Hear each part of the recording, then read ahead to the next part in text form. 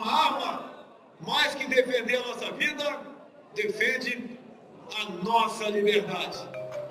This is Jair Bolsonaro, the far-right candidate that may become Brazil's next president. He's been compared to President Trump and Filipino President Rodrigo Duterte for his highly controversial statements, including his embrace of the military dictatorship that ruled Brazil for 20 years. Bolsonaro is a retired military captain who has been in Congress since 1991. He's been at the French far-right for most of his political career, making headlines more for his outrageous statements than for any political achievements. In one infamous episode in 2003, he had an argument with a fellow congresswoman who accused him of promoting violence. Olha, jamais eu tô pra você que você não merece. Olha, eu espero que não. Eu te dou outra. Te dou outra.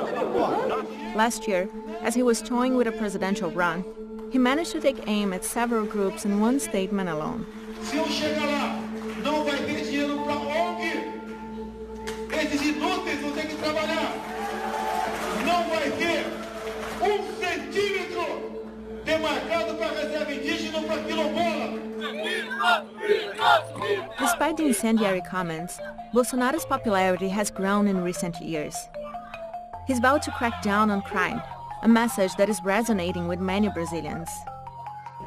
Bolsonaro wants to make it easier to own guns and has said he'd give police permission to kill suspects.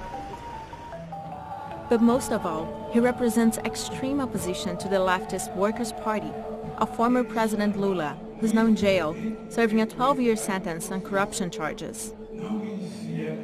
Bolsonaro's Workers' Party rival in the election is Fernando Haddad, a former mayor of São Paulo and minister under Lula. Bolsonaro uses voters' distrust in the Workers' Party to his favor and relies heavily on social media to spread his message. In September, he was stabbed during a rally and spent 3 weeks in a hospital. He continued to campaign through live videos on Facebook. O que vai estar em jogo é o futuro de 200 e poucos milhões de brasileiros. But his past statements continue to spark anger. Women across the country have rallied against Bolsonaro using the hashtag ele não, or not him. Despite the critics, Bolsonaro continued rising in polls. In the first round of the election, he won 46% of the vote. He's going to a runoff on October 28th against Haddad, who now faces an uphill battle.